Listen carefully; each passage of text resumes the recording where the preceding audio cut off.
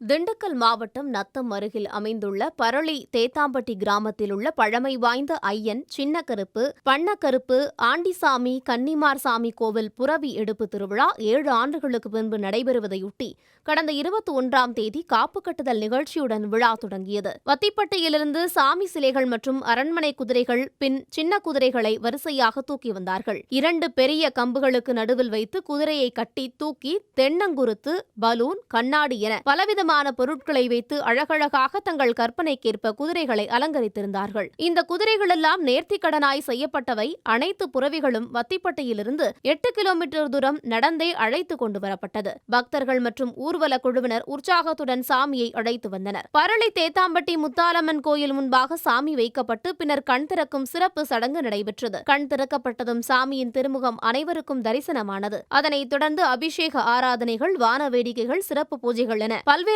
நிகழ்ச்சிகள் விழாக்கோலம் பூண்டன. கோயில் முழுவதும் மலர்கள், தோரணங்கள், விளக்குகள் ஆகியவற்றால் அலங்கரிக்கப்பட்டிருந்தது. அபிஷேகம் முடிந்ததும் சிறப்பு அன்னதானம் மற்றும் பிரசாத வழங்கல் நிகழ்ச்சிகளும் நடைபெற்றன. பரளி தேத்தாம்பட்டி மற்றும் சுற்றுவட்டார கிராமங்களான நத்தம், திண்டுக்கல், மதுரை உள்ளிட்ட பகுதிகளிலிருந்து ஏராளமான பொதுமக்கள் இந்த விழாவில் கலந்து கொண்டு சாமி தரிசனம் செய்தனர். விழாவின் நிறைவு நாளில் சாமி பூஞ்சோலைக்கு செல்லும் நிகழ்வு நடைபெற உள்ளது. இந்த நிகழ்வின் போது சாமி பூஞ்சோலைக்கு வண்ண குடைகளும் அதிர்வேட்டும் முழங்க ஊர்வலமாக சென்று பக்தர்களுக்கு அருள் பாலிப்பார். இந்த விழாவை ஏற்பாடு செய்ய கோயில் நிர்வாகிகள், ஊர் மக்கள், இளைஞர்கள் குழுக்கள் ஆகியோர் தீவிரமாக செய்து வருகின்றனர்.